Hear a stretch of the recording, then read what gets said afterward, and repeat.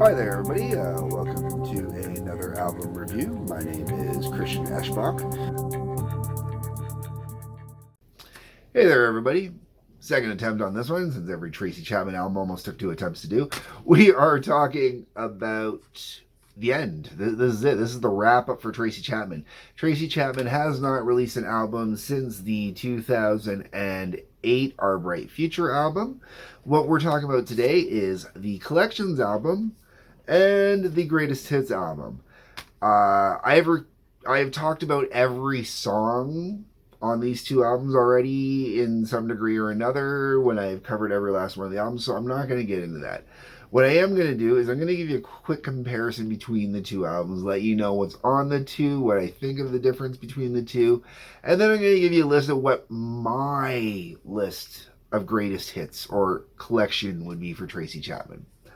Alright, so Fast Car is on both of these albums. Sub City is on both of these albums. Baby Can I Hold You is on both of these albums.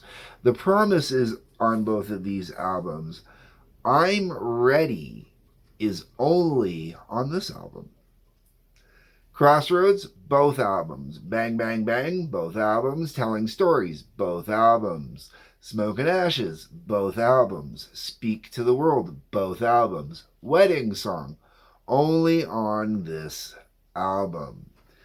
Open Arms, both albums. Give Me One Reason, both albums. Talking about a Revolution, both albums. She Got Her Ticket, only on this one. And All That You Have Is Your Soul. All right. Funny part is one of those songs, Wedding Song, was actually one of the songs I had to cut for time. There was a couple songs at the end. At the very end, I had to cut. Wedding Song was one of the ones I cut as well. Now, on the Greatest Hits album, additional songs that you have is you have Change. You have the single version, which is about a minute shorter, of Sing For You. I prefer the full-length version myself. You're the One, Save Us All, and then Stand By Me live, recorded on The Late Show with David Letterman. So that's really cool just for that, too. The whole way around, given a choice between the two, if I had to choose 100%, no take-backs between the two,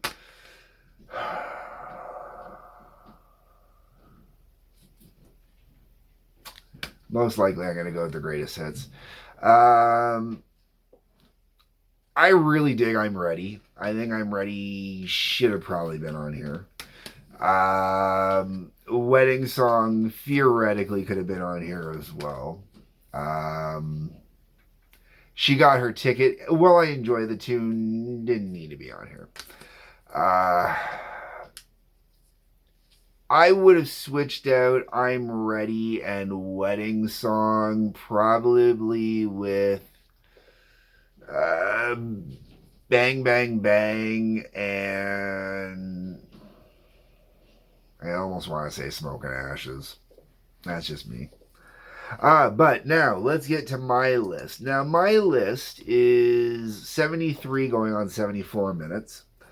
And you're going to notice that most of the greatest hits, or a good chunk of them, are missing. I get into a little more of the deep cuts, more of the bluesier cuts.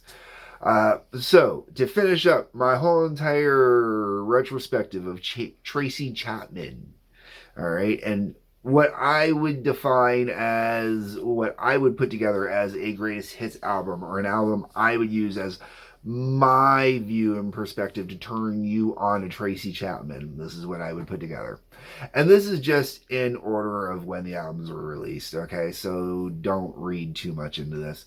Also, the number of songs reflecting an album does not reflect my weight of that album, because in the case of the Crossroads album, the majority of the songs I used off the Crossroads album on here are the only songs I really enjoyed off that album, and the Matters of the Heart album doesn't get much reflection on here, but I much rather throw on the Matters of the Heart album over the Crossroads album.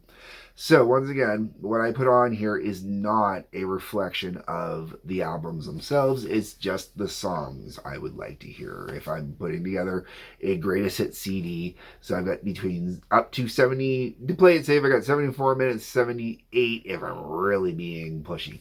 Okay. Across the Lines, Behind the Wall, and Why off of the Tracy Chapman album.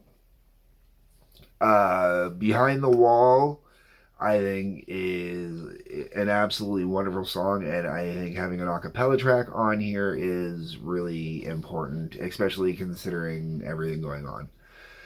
For Crossroads, we've got Freedom Now, Material World, Born to Fight, and All That You Have Is Your Soul, which pretty much are my four big go-tos on that album. There's a couple other songs on that album I don't mind, but, you know, it's kind of where I'm at.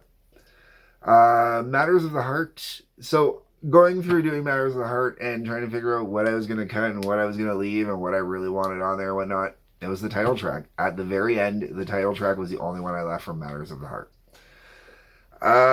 Telling Stories. I've got Telling Stories, It's Okay, and First Try. I really dig First Try, man. I think that's a great song. I absolutely love First Try. And It's Okay, man. I thought it was just a really fun, different song to have on here in the mix, man. The Let It Rain album, once again, this is another album where I've got quite a few songs represented, but it's not a matter of the quality of the album, it's a matter of the songs themselves. Because I've got You're the One, In the Dark, Say Hallelujah, and Over in Love, which is an instrumental track. I didn't put it on here specific. I didn't put the instrumental track on here specifically because I had an a cappella track on here. I put the instrumental track on here because when I heard the instrumental track for the first time, I went, ooh, that's really cool. However, having that cool balance where you get one song that's a cappella, you get one song that's completely instrumental, that's a really cool thing. They shows you a little bit of that diversity going on there with Tracy.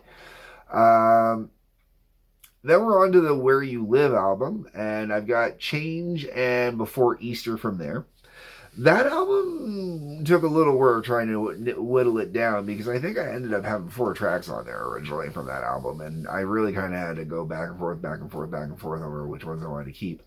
And then for Our Bright Future, as much as I wasn't a big fan of that album as a whole, Sing For You, Conditional, and Something to See made this as well.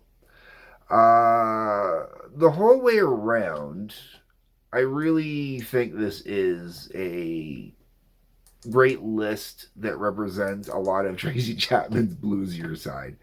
And that's exactly what it is. When it comes to Tracy Chapman, I am into her bluesier stuff. I really dig it. I really get into it. So that's why there's so much of it on here. I know other people are going to have different ones. Like the fact that I left out Fast Car is going to throw a lot of people off.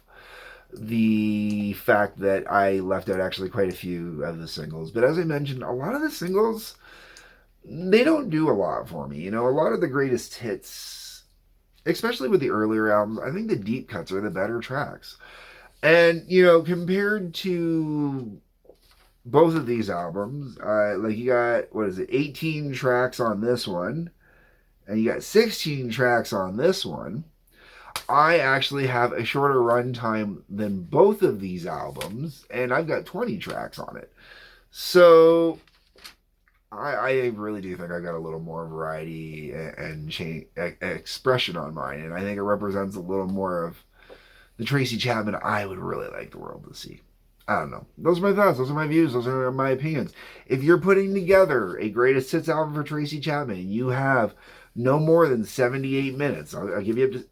You know what? Let's make it the real challenge. This album's 77. So if you have no more than 77 minutes, what would your Tracy Chapman greatest hits or collection or best of album look like? Whatever wording you want to use for it. Those are my thoughts, my views, my opinions. I want to know your thoughts and views and opinions, and leave me your list down in the comments because I would like to know. Outside of that, when you're down towards the comments, you're going to see a couple links. Feel free to click on those. They take you to some interesting places. Hit the like button, the subscribe button, the bell for notifications. Peace, Love. Take care.